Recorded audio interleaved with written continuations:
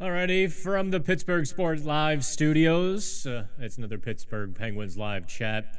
I'm Dan Kingerski, your tour guide and guide through the netherworld of hockey. Okay, the sound sounds good. I can take out the earbuds because, quite frankly, it's like a second delay, and I'm trying to talk, and that's just no good, right? So do me a favor. If the sound goes again this week, I want you to just hit me on the message board. We're going to talk about, a whole lot of stuff.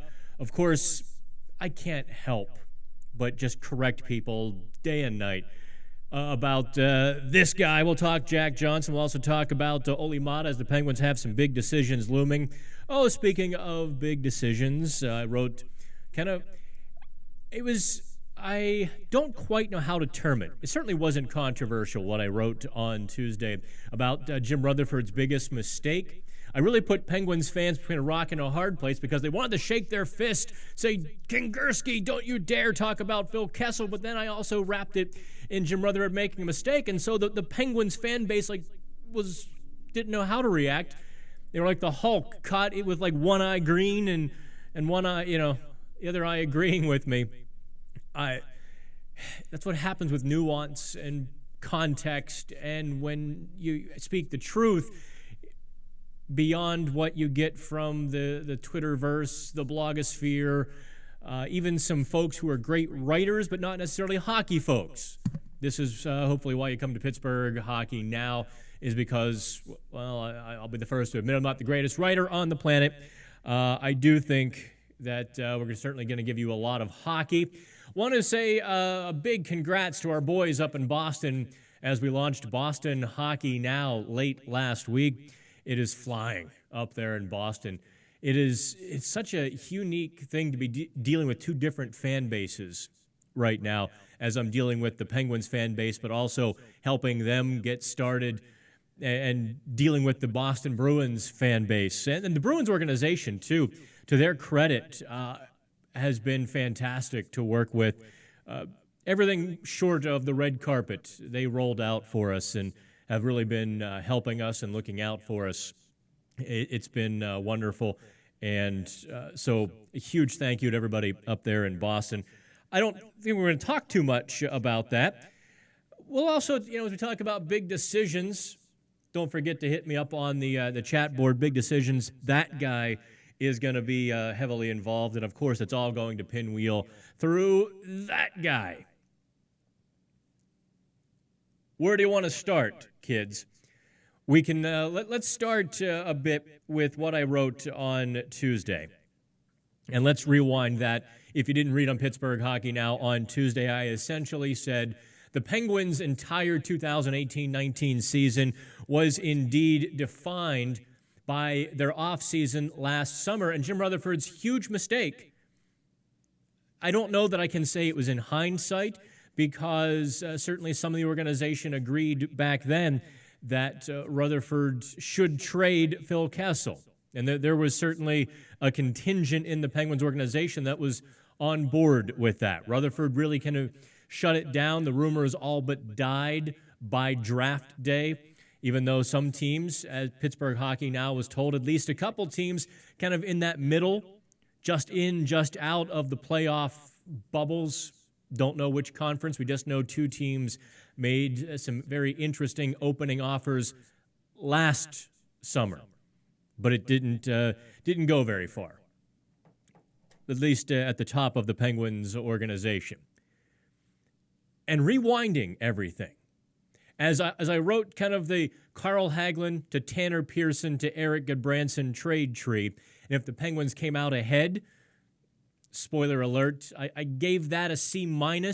It was just about even, but I think the Penguins maybe were a smidge behind on that because they really could have used Carl Hagelin through so much of the season, especially as Mike Sullivan was pushing and pushing for greater puck management, for greater responsibility. I think they really missed Hagelin, and they tried to reacquire him until someone realized there's a loophole in the CBA that if you traded away a player but picked up any portion of a salary, you can't reacquire him. And so they couldn't get Carl Hagelin back, and he wound up with the Washington Capitals and looked pretty good there, didn't he? That's nothing against Eric Goodbranson, who I thought was very good. If you read today's report card, we'll get into Jack Johnson and Eric Goodbranson. But I want to get back to Phil Kessel. What are we talking about the last several weeks? Kind of the doors were kicked off the hinges as details leaked and the truth came out. What we saw, at least if you wanted to see it with open eyes, the truth was staring us in the face for so much of the season that a couple or a few players really lacked buy-in to the Penguins' scheme and system, and they wanted to do their own thing. Ahem. That really I had a negative and an adverse impact on the rest of the Pittsburgh Penguins team. Jim Rutherford said it himself. This isn't me saying it to you. This was Jim Rutherford saying that from day one, he didn't feel like they ever became a team. In years past, they were close-knit. This year, they were not. Well, it doesn't take a rocket scientist. This isn't 2 + 2. This is just jumping straight to 4. And so as I wrote the Carl Hagelin, Goodbranson, trade tree, began to realize if they had traded Phil Kessel last offseason, when his trade value after a 92-point season was at its zenith, if they had traded that, would they have been better off this year? Would they have dealt with the internal problems? Would they have dealt with a second or a third line that was just a consistent negative? And I can hear all the Phil fans right now, he had 82 points, Kingerski, and you gave him a C-. Darn right I did. Because it wasn't a real good 82 points. It was like a 45-55 split even strength power play. And oh, by the way, opponents cleaned Phil Kessel's clock. That's just, there's no way to camouflage that or massage it, that Sullivan was going to the whip all season on the second and third lines, trying to get some production, and it didn't happen until late February when Bukestad and Hornquist became the Penguins' third line. And even so, when they finally just isolated Malkin and Kessel and said, fine, you guys just do whatever you're going to do. We can't help you at this point. The Penguins had 3 lines going. And oh, by the way, look at the march of the Penguins, right? We've talked about this. There's no disagreement until I insert names like Phil Kessel, Evgeny Malkin. Did you notice how slick I was for the first several weeks of the offseason? I never used names, and everyone agreed with my premise. And they all kept saying, just say the names, Kingerski. But I didn't, and I wouldn't, because the minute I say Phil Kessel, here comes the Kessel army to just muddy the waters. Everyone agrees with the premise that the Penguins did not play honest hockey when they had a full roster. Everyone agrees with the fact that there were players who didn't buy in, and that hurt the team. With those two facts in place, that's why I think Jim Rutherford's biggest mistake was not dealing Phil Kessel last summer. Don't know what was discussed, and you're like, but how can we say that? It was actually a decent point. Someone brought up to me on Twitter, how can you say that's a mistake if we don't know what the other side was offering? And there's some value to that objection. I can appreciate that. I would say this in response. Now we're a year later. The trade value is a lot gone if you're to believe Elliot Friedman of Sportsnet, who said the Penguins may have to eat a chunk of the salary or just move him to any taker because coaches around the league are telling their GMs no. I don't know. I mean, I can't speak to the veracity of that and the scope of that. I'm just telling you what Elliot Friedman said. So if the Penguins, could have avoided a lot of the problems they had this year had they gone that route. I've also written another player who should not have lasted with the Penguins until February was this guy, Derek Brassard. He told the Penguins last May, I'm not cool with this. I don't like being a third-line center. I don't feel like I'm involved. It doesn't get my juices flowing. I can't play with emotion. I don't like it. They had two choices. You're not going to flip Evgeny Malkin to third-line center or to wing. He was willing to go to wing, and this is where Mike Sullivan made a mistake. And by the way, I'm building something here. Okay, everyone? I am putting the blocks in place, and we're building a little bit of a house, brick by brick. And by going over the mistakes that the Penguins made last summer and this past season, now we can look ahead not through rose-colored glasses or black and gold glasses, but what is necessary for the front of the jersey, not the back of the jersey. What's more important to you? If I told you that you would have a legitimate shot at a Stanley Cup for the next 3 years, but you had to sacrifice more than one of your favorite players, one of your stars, would you do it? Can't guarantee a Stanley Cup, but if I told you you had a great chance, like in this hand is Evgeny Malkin, Phil Kessel, Chris Letang, Patrick Hornquist, all of your favorites. And in this hand is a better chance to compete for the Stanley Cup. Which one do you want? They're really, Jim Rutherford's job is to figure out how to bridge the gap. I feel like I'm on Friends now. If you really know Friends, you know what I think I know what I just said. Let me hit the message board here. All right, I've gone 12 minutes of me talking now. Let's hit the message board.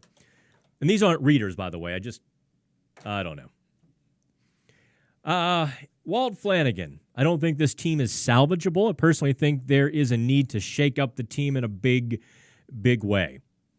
I don't know where Jim Rutherford is today, Mr. Flanagan. I do know that a couple weeks ago, when I wrote it, when did I write the Evgeny Malkin story confirming the rumors were true, that teams were calling and the rumors were legit? And then 2 days later, actually, I was can I brag a little bit that I was 2 days ahead of Elliot Friedman, who then in his next 31 thoughts said, yes, the rumors are legit. Yeah, yay, Pittsburgh hockey now. But then, that was about 10 days ago. What was I saying? Oh, Jim Rutherford was on the forefront of wanting a shakeup in a big, big way. And while others in the organization weren't necessarily keen on it, there was a lot of acquiescence to it this time. And that's why it was important to talk about the split decision of last summer when Rutherford kind of shut down the disagreement to deal Phil Kessel, and Rutherford said, nope. And I think that's important context to take a look at, that this year, while there's resignation, reservation, bad feelings about it, there's also sort of, I think if Rutherford went big, went for the home run ball, and you know who I'm talking about, I don't think there'd be a lot of argument. There'd be just a lot of sadness that it came to this. That's the best way I can put it. That's my sense in talking to people and everything that Pittsburgh hockey now has been told. Now that was 10 days ago. A lot can change in 10 days, okay? So don't say that I'm saying that is true on May 15th, May 16th. I know the Penguins contingent went to the Worlds. They may have had dinner and went and got drunk and had a grand old time and are burying the hatchet and are looking at moving forward. I don't know. We haven't heard anything, not hide nor hair since.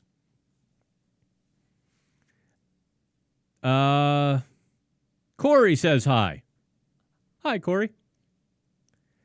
Jack says, I agree it wasn't a great year for Phil. I think he can have a big bounce-back year, for his average annual value and durability, always playing 82 games. I don't think we move him. I really don't. Thoughts?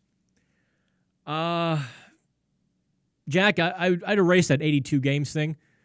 When a guy throws 12 hits a year and refuses in large stretches to really put his nose into some dirty areas, I discount that 82 games a bit. And I know Phil Kessel fans get mad when I do that, but if you're protecting yourself, you get marked, you get docked points, okay? Can he have a bounce-back year? Jack, here is the huge issue. Can Phil have a bounce-back year? Hell yeah. Did he lose a step? No. Phil Kessel didn't lose a step. The game gained a step or two, okay? We've talked and we've written about this. Kessel's ability to play on the rush, to get behind defensemen and whip that wicked wrista from the right or even the left dot to the far post past a goalie. That has been greatly diminished, okay? He has to add some more layers. He has to find different ways to score goals. If he's unwilling to do that, and this past year, this is the whole crux of the matter. Let me pull up a picture of Phil Kessel so you're not staring at me.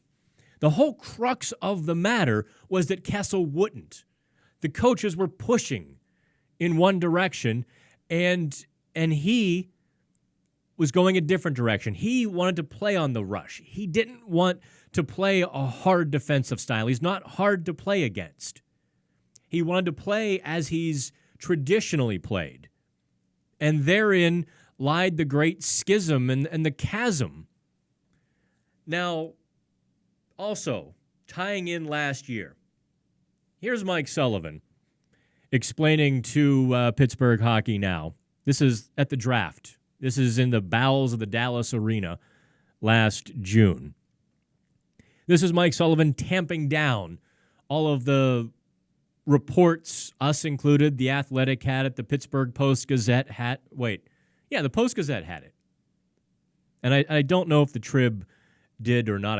I forget. I apologize. But at least three or four of us, of the 5 or 6 big outlets who cover the Penguins religiously, had the story that there had been disagreement between Kessel and Sullivan last summer. Sullivan really did his best to say, no, look, coaches and players always have problems. This wasn't out of the ordinary. I don't know. Knowing everything you know today, where do you stand on that? Right? If Kessel had a really good year and bought into the system, then you'd say, yeah, they had a little quarrel last year, nothing out of the norm. But that Kessel went so far off the map, just refused to get on the map with the Penguins this season. Played Phil Kessel hockey, not Penguins hockey, right? That puts last year in an entirely different context. At least it does for me. Because we reported it. We were told, the stuff I wish I could have, the amount of information we were given was concrete. And I wholeheartedly believe all of it. We were told, by some in the Penguins organization, no, you've got it wrong. Okay. So as a human being, I kind of doubted myself a little bit. Now, looking at it 2 years on, do you doubt it?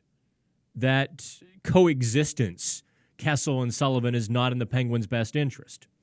So, Jack, long answer. Have I given you, the entire universe there of the Phil Kessel decision and going forward? So I've got lots of thoughts, I guess. This is why my shows are 90 minutes anymore. Matt says, as a big fan of Kessel as anyone, but I was saying to trade last summer while the value is high. Now he's more of a liability. We may get very little. That's we haven't heard of other teams calling yet. I've got every feeler I can every feeler I can get out there, I've sent them out. And thus far, it's been dry. We got the Malkin and Florida stuff, but that's thus far been the only thing. By the way, talking about this, where's the picture?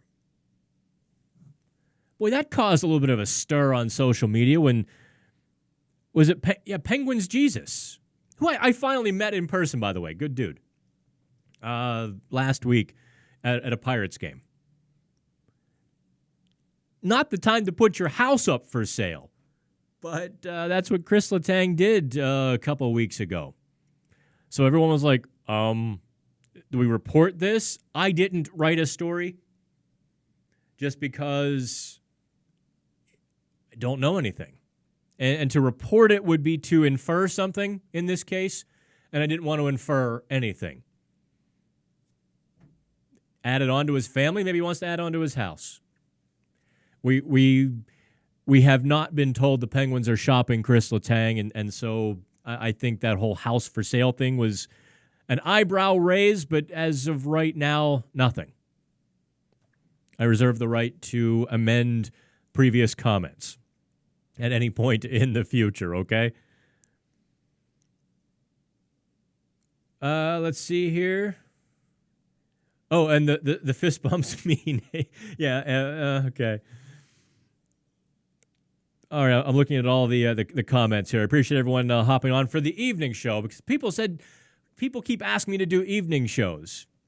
And so we're doing that. Hopefully you all can participate. Now let's get to some other of the Penguins' big decisions. I think I've hedged my bet appropriately on Evgeny Malkin.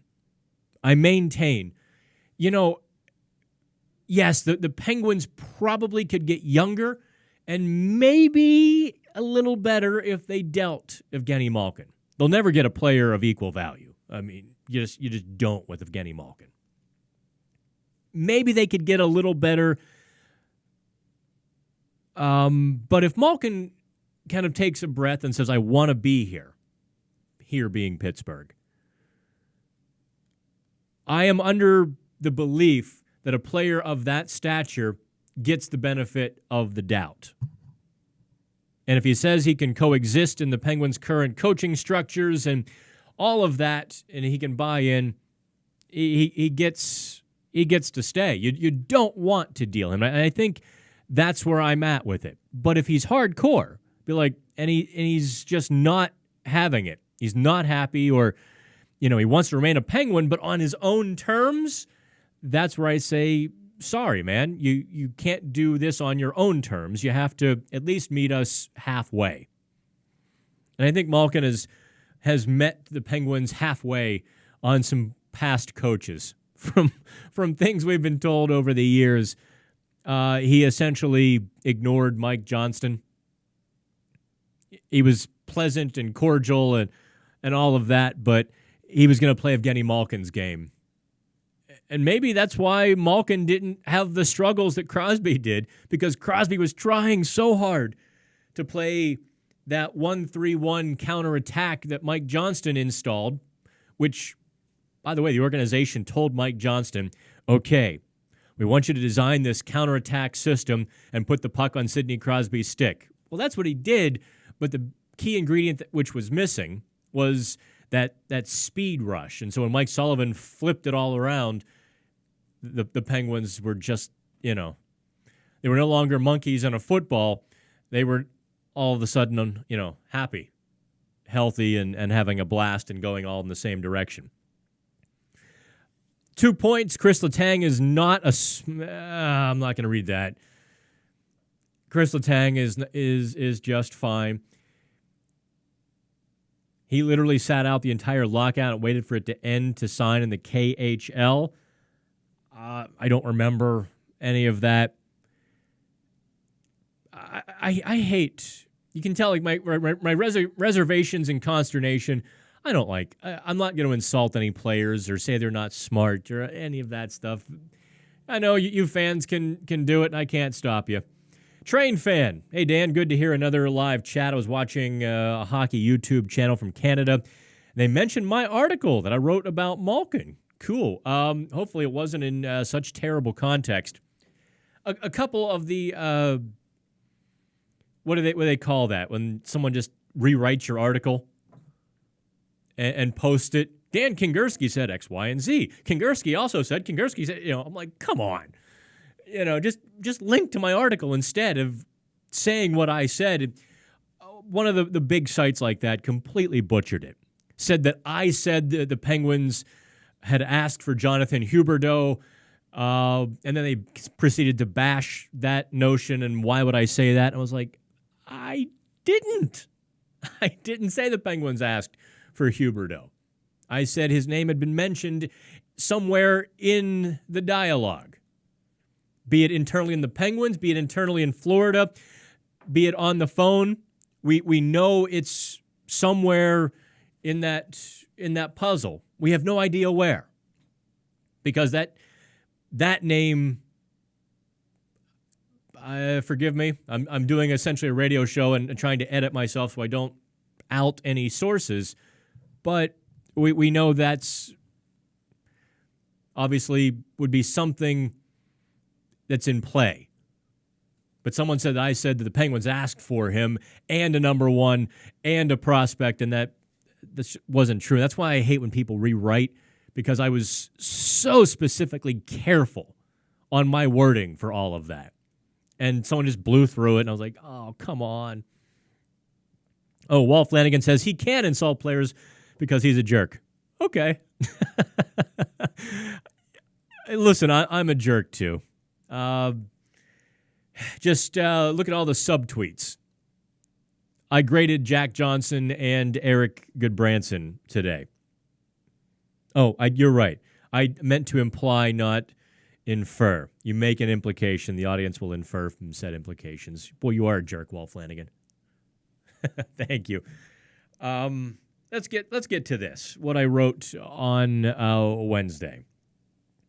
The controversial two, Jack Johnson and Eric Goodbranson, what they have in common is that the fan base was absolutely and immediately, vociferously against both of those guys. Unfortunately, Pittsburgh Hockey Now last June had some negative articles on Jack Johnson. Oh, his analytics suck and this and that. And I smiled. I went along with it. I didn't write it because I need my hands for this gesture. And where is my name, by the way? Da-da-da. Someone deleted my little nameplate. That is just not cool. I am not Mike Asti or Alan Saunders or Mike Asti and Alan Saunders or John Krasinski.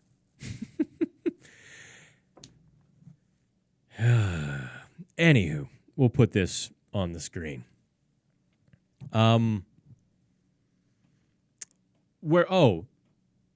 With Jack Johnson, I was disappointed this season in the lack of offense that he was able to provide. Here's a guy, 2 years ago, last July, when he signed with the Penguins, he was 2 years removed from a 40-point season, an 8-goal, 32-assist season.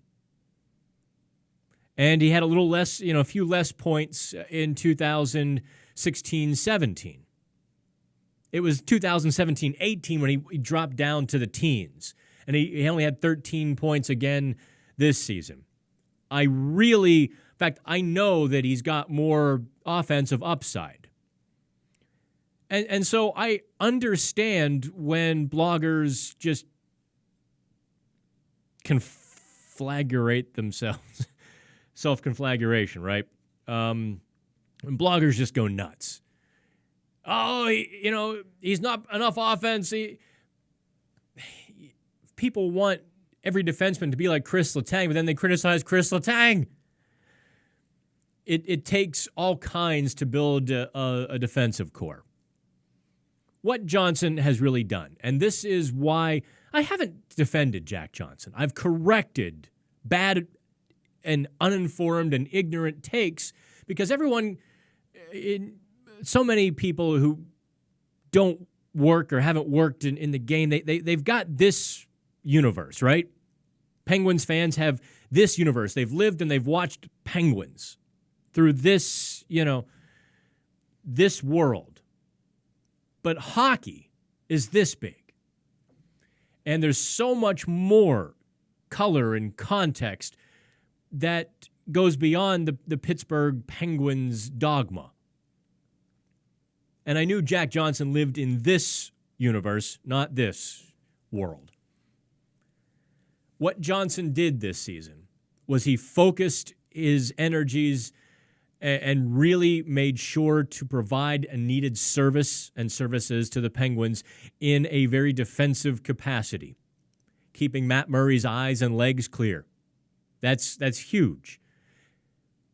Defending the Penguins' zone, being conservative, because so many of the Penguins' forwards just abandon defensive responsibility. And if you don't trust the forwards to cover your ass when you pinch, don't pinch. That's not the way it should be played, but that's the way Johnson played it. The Penguins didn't play as a 5-man unit until March. And so Johnson took care of his own zone, and playing on the left side really exacerbated that entire situation. He was chipping the puck off the glass. We've talked about this before. On his backhand, he really couldn't do a lot. And that I've come to the conclusion that Mike Sullivan made a mistake, and a big mistake with that, having watched Brian Dumoulin play on the right side with Olli Maatta late in the season when Chris Letang was injured. It was almost a revelation. Dumoulin really stepped up his game, his puck moving and his offensive game. Whereas when he plays with Letang, he makes sure to lock down the defensive zone. So, am I defending Jack Johnson? No, I'm telling you, you cannot scream about the lack of offense unless you also factor in the great additions on defense. I got some Twitter responses to that today. Let me pull one of those up here because I think it's germane to a lot of the stuff that I get on this topic. Where is it? Oh, here. I'll pull this up as I let me get rid of that. Jack Johnson is circled in this little diagram here. And this came from Halen on Twitter. I will never understand why he, meaning Dan Kingerski, me, defends him. Dude gets walked left and right. In the playoffs, he couldn't even cover the backdoor pass.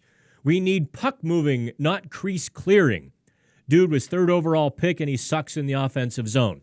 That is the opinion of the vast majority of the online Penguins fans.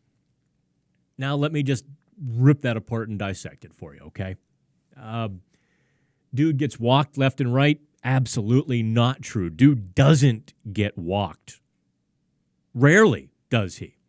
Let's get that straight. Just because you don't understand what he brings, you don't get to, just hurl negatives on him. In the playoffs, he couldn't even cover the backdoor pass. Yeah, that play was a 3-on-1. He was abandoned. I remember that play well. You on a 3-on-1, you're screwed. At that point, you're just in the middle. You're trying anything. You're trying to read the play because no matter which way you break, the other team has you. And if you play it wrong, it's a 2-on-0.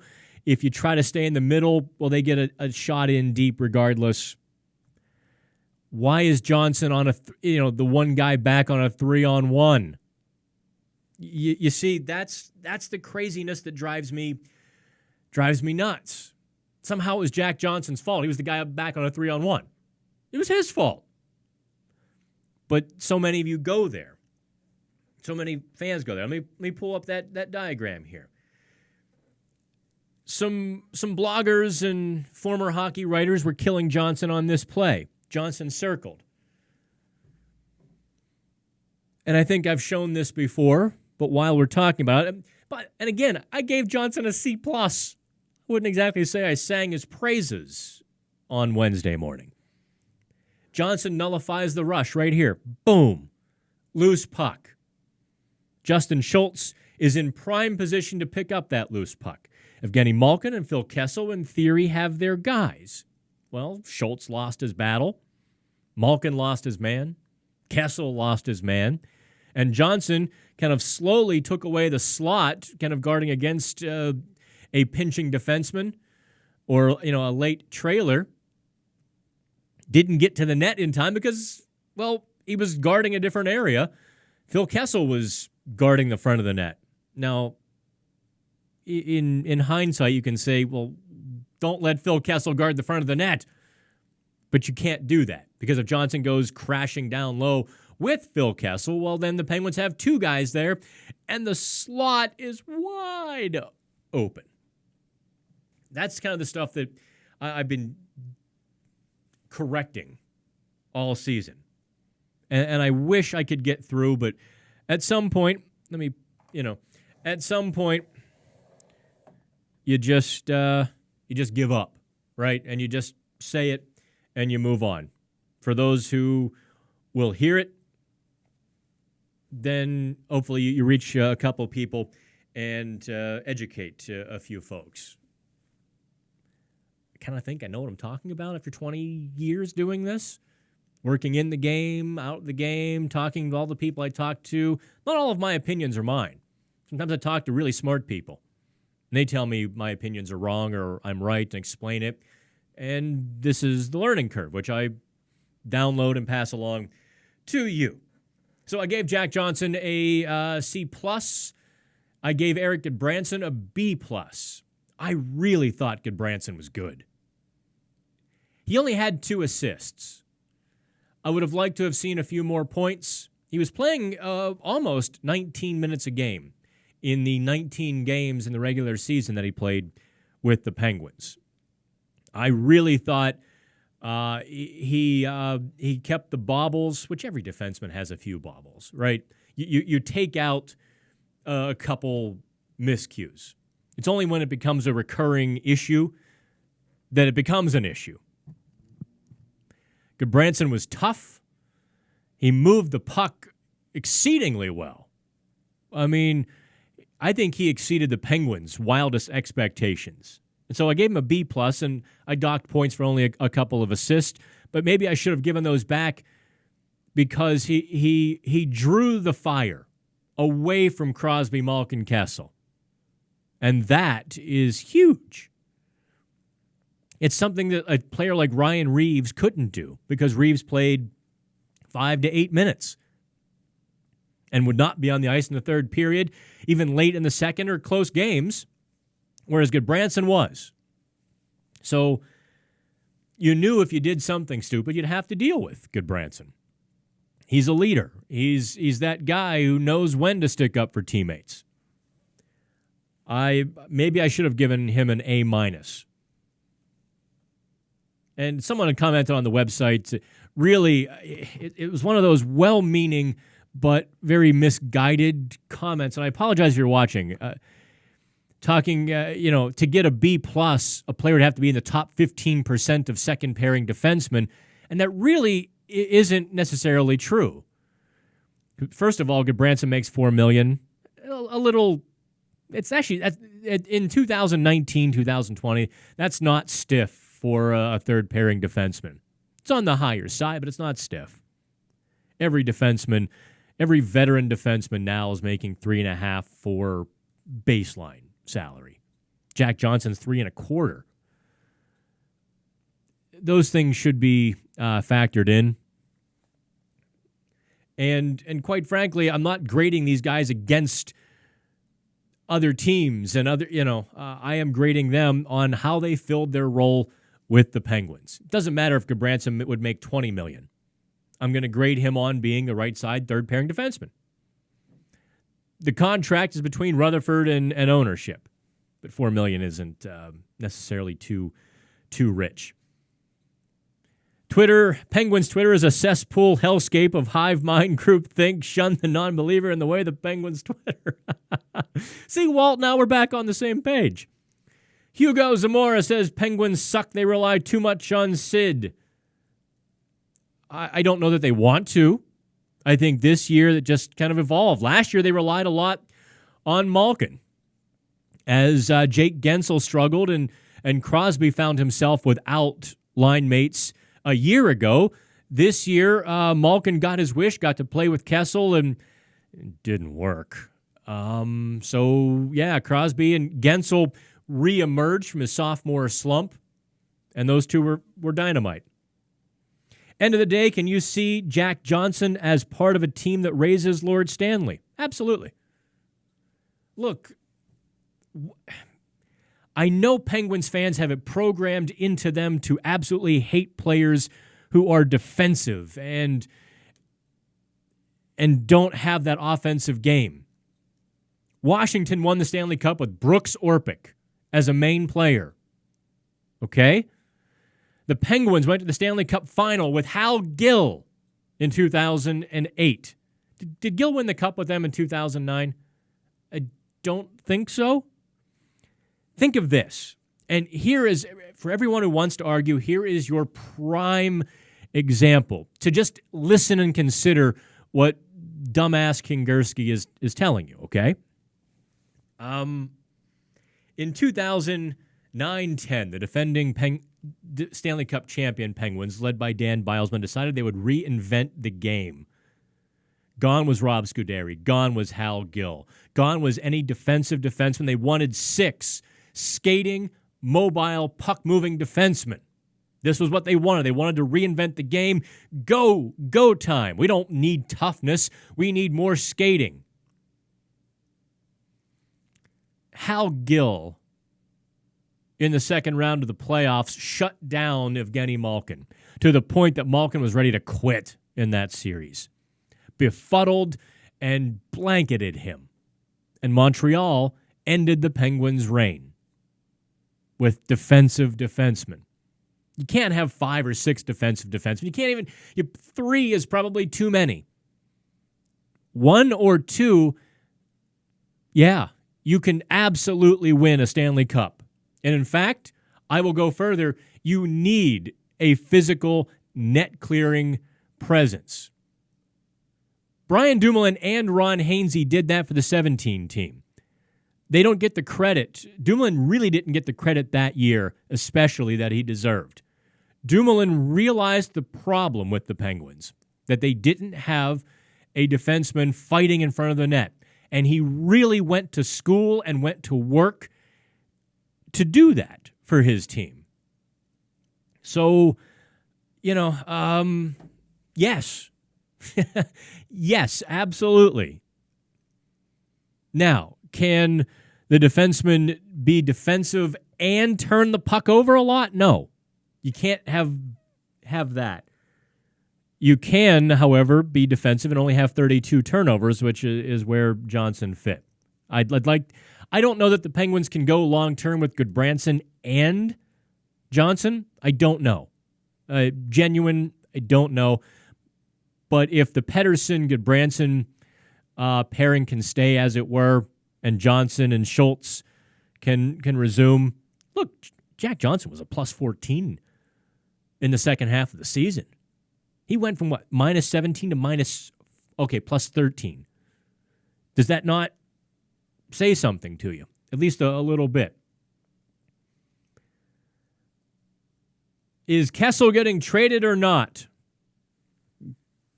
Well, I'm not Jim Rutherford. However, I'd posit that that's a strong possibility. I would say at this point, it's likely. More likely than not. Can I guarantee it? No. Can I tell you what team? No. Can I tell you what teams are interested? I can't. Not that I won't. We've been unable to confirm any interest to this point, or if the Penguins have even had conversations. I think that discussion... Down goes Bob. Take off, you hoser. Knocked the jelly right out of him, eh? I think that Kessel story will pick up in probably a week, 2 weeks, as after the 26th, when the Penguins contingent gets home from the Worlds. I think we'll see something there. Let's see here. Benjamin, which players would you protect if the Seattle expansion was this coming season? Oh, man, Benjamin, that's going to take a lot of forethought. What are the rules again? I can protect 13 and one goalie. Obviously, you protect Matt Murray. Or how many forwards? You had to leave 2 defensemen available, right? I think you would leave Jack Johnson unprotected, and you'd leave Olli Maatta unprotected. Is right? Am I about correct on this? So the 4 defensemen you'd protect would, this offseason anyway, would be Justin Schultz, Chris Letang, Brian Dumoulin, and Marcus Pettersson because of his cost control, et cetera, et cetera. I think those are the 4 that I would. Can we protect Goodbranson too, or do we have to leave him open based on the rules? In terms of forwards, I don't know. I think, and forgive me, Benjamin, I'm doing this off the cuff. So if I get a rule wrong, nobody shish kebab me, okay? Teddy Bluger would be exempt. Matt Cullen obviously would not have to be protected as a free agent retiree, although I don't think he's going to retire. Gut feeling. I think he's going to sit there and say, I can play one more. Obviously, Garrett Wilson is a free agent this summer. Zach Aston Reese might have to be protected. So obviously you protect Crosby, Gensel, Malkin, Hornquist. That's 4. Aston Reese would be 5. Who am I missing? Brian Rust. That would be 6. Jared McCann, 7. Nick Bukestad, 8. So there's my 13. Oren, the Penguins negotiated against themselves with Johnson. That's not true, actually. There were 5 teams bidding for Jack Johnson. I don't know if anyone was even going to offer him a contract. 2 other teams did. At least 2 other teams. I know 5 teams had called on Johnson. That's a big reason why the Penguins fans hate on him. So there, Oren, we just debunked that. I hope you know that. I believe the Red Wings were one of the teams which offered. I think Anaheim were one of the teams which called. I don't know if they offered. I know those teams were in. I think the Penguins were the first to get. Here's what I know about the Johnson negotiation last July. Essentially, the Johnson party of one said, here's the magic number. I don't care if you do it over 5 years, 3 years, 4 years, whatever. Here's the total value of the contract that you have to get to. First team to get there was the Penguins. And Johnson obviously looking at maybe Detroit's situation, looking at the Penguins' situation. That's a no-brainer, right? You're going to jump at the chance to try to go win a Stanley Cup. And so that's what I know. So Joe thinks Oren was spot on. Hopefully I've corrected both of you and realized you're not. Okay, let's do a hypothetical. Assume the Penguins do not make big moves. How much rope are they, players and coaches, given before they hang themselves? Oh, boy. If the same roster comes back next season, Penguins don't make the playoffs. Dead man walking. Sullivan wouldn't make it till Christmas, maybe not Thanksgiving, if they came back with the same team.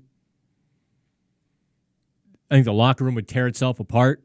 I think another bloodletting, as it was on November 17th, 2015, when the locker room tore itself apart in New Jersey.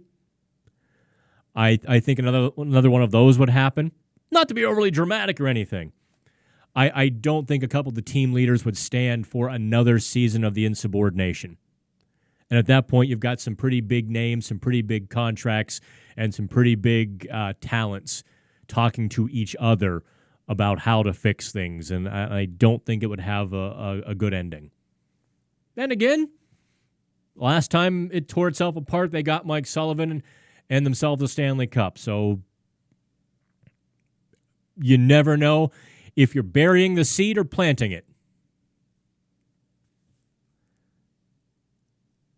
Christopher, funny how the JJ haters are the same folks that think Phil's a hardworking team player.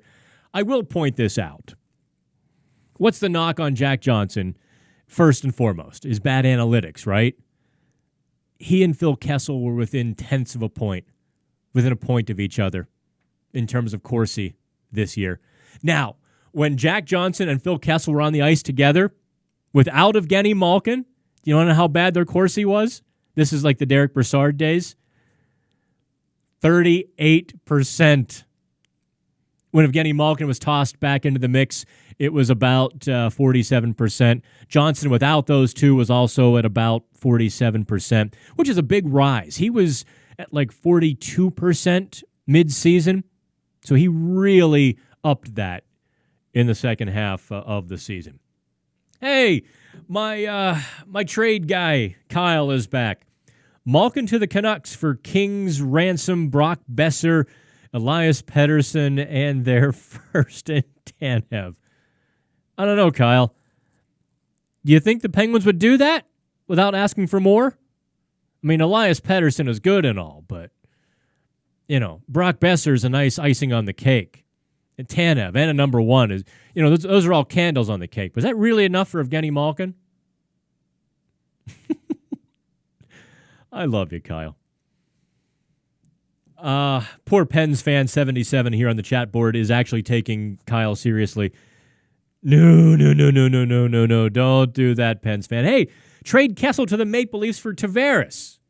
See, you can't do that either, Kyle, because Tavares has an oblique strain. He's out for a month. He won't be ready until July. And, that just wouldn't work.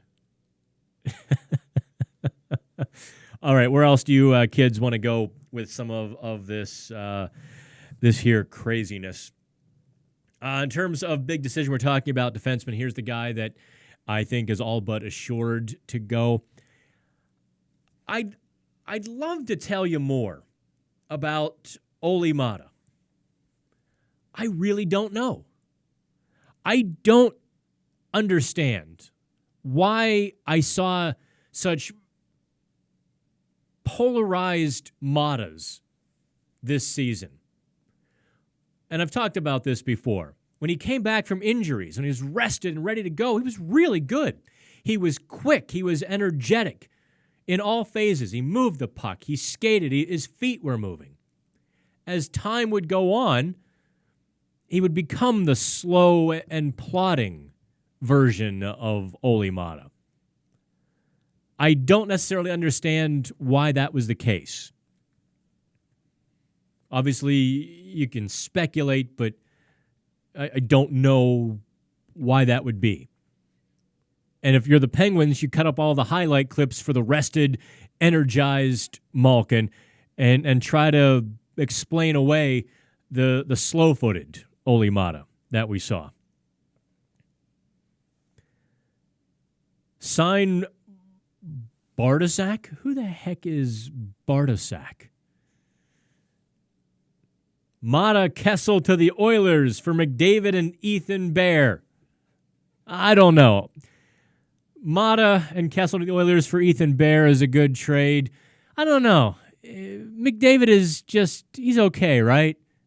He's a third-line center, Kyle. I don't know if you really want to, you're killing me. Oh, anyway, I see Kessel Jack Johnson person has downvoted me. Do me a favor, like and share the video all over social media as you can. The more likes we get from this stuff, obviously, the higher it goes, the more money we make, and I get to kick someone's ass for deleting my name tag. This is all my equipment. They deleted my name off of here. Not cool, whoever did that. I'm sure it was an accident. However, it's still irritating. Make sure here. Yep. Some goofball deleted that off my own equipment. Deleted my own name. Poor Doug. We're going to make Doug sit on the floor while I reset the iPad. All right, so we're just about to the end here of this hour-long extravaganza of the Penguins live chat. Fire away some more questions on the message board here. I don't know what we're going to do next season for these chats, or even for the rest of this. People keep telling me to make these chats subscriber only, and I don't know. I honestly don't know if that's the way I want to go about it, but we'll see. Okay.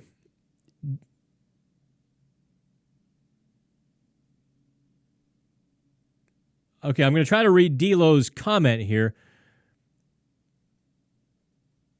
I've always put my complete trust in guys like you who report and study the Pens, but how come such smart hockey guys can be so wrong? Talking about the majority believing the Pens to beat the Isles, or worse, on NHL.com, 15 of 15 chose Tampa to beat the Jackets and 10 of 15 to win the Cup. LOL. Like, how do these predictions go so wrong for people that live and breathe hockey 24/7? Sports, man. Really. Tampa was a better team than Columbus, but they couldn't get the switch. They had been in first place. This is what I believe in retrospect now. I think everyone believed that Tampa Bay would hit that switch for the playoffs and be the juggernaut that rolled through the regular season. But sometime in late February, if you look at their analytics, they went to hell because the rabbit had gotten so far ahead of the dogs that there was so little incentive, that edge was dulled. And Columbus, being so desperate to get into the playoffs, came in on a roll, kind of a bit of a grizzled team, and Tampa came in like a country club team. In retrospect, if you can go back and do it again, man, I'd still probably pick Tampa. Because I think it was a good assumption or a good bet that come game one, they were going to be ready to play. They weren't. They just never had it against Columbus. And the fact that Columbus's big guns showed up, I mean, Sergei Bobrovsky has looked like dog meat in the playoffs, right? All of a sudden, he looks like Ken Dryden in round one and even for the first part of round two. Those are things you just can't predict. It's part of the mental, ethereal part of hockey. And if I could predict every game right, don't you think I'd be a billionaire down at the Rivers just throwing money down, right? You go with the best odds of what should happen, and that just doesn't always go. I'll take my lumps. I think I picked 2 or 3 of the 8 first-round series correct. I was terrible. I think I did pick Boston over Toronto. I think I got that one right, I think, without looking. Certainly I picked Washington over Carolina. And I picked Vegas over San Jose. I did pick Colorado over Calgary, so I got that one right. I don't know. Yeah, if that's a disqualifier, we're all disqualified. Yeah, exactly, Pens fan. Let's add Milan Lucic to the deal with McDavid. I think that would make it fair. You're right. Should the Penguins trade for PK Subban? Interesting question, Harry. I appreciate that. That's actually a fun one to tackle. I love PK Subban. As a player, as a guy, I think he's just a swell dude. You know what I'm saying? I don't know. In fact, I do know that the Penguins would probably not be better off if they had 2 pairings, Letang on one, Subban on the other. Just far too many turnovers, far too much freelancing. At that point, you break the structure of the team when you've got 2 defensemen like that. I think you can have 1.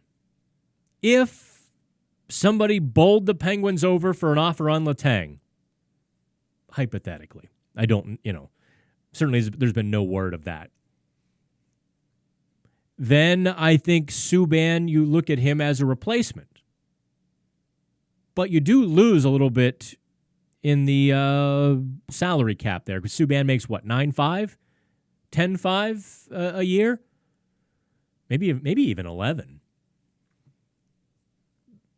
But I would not want two of those guys. I would much, as if I put myself in a GM's chair, I'd much rather have a $5-6 million guy who efficiently, quietly moves the puck and keeps the play going, who defends well, and it doesn't cause my coach headaches, than an expensive player who can, big results and big risks. I think that's where the game is headed, to steady, less risk. Signed Tyler Myers in free agency. Where would you put him, Kyle? Boston Bruins clinched in late February and played the rest of the way and did not burn out trying to win games the last 2 months. The Bruins had that 19-game streak, yeah. They hit the switch, and it was there. I'm sure it helped playing Toronto. They were not going to underestimate Toronto. Say perhaps Tampa looked at Columbus, who was in disarray a week before the playoffs started, and said, okay, we got these chumps. And they didn't. Don't underestimate that fact as well. The Penguins steadfastly refused to admit they underestimated the Islanders. Maybe they did, maybe they didn't. But the Penguins never kicked that switch either and did all of the gritty, grinding things they had to do to beat the Islanders. They were in perpetual shock. Even after Game 3, there was almost a lack of acceptance of their situation, that they had to get ugly. And they never did. They went quietly into that good night. The Sean Murphy Journal. Sean, are you a blog, or is that just a cool YouTube name? I see the video getting a little choppy, and I apologize. I guess it's been over an hour. Maybe. No. Think about it for a second. No, I would take Chris Letang because of his salary cap number, because Letang is underrated here in Pittsburgh. He had a rough playoff series. Don't misunderstand. But he was really good, and I don't think a big personality like PK Subban would be what the Penguins need right now. I think they have to settle their locker room, not add elements that could go the wrong way.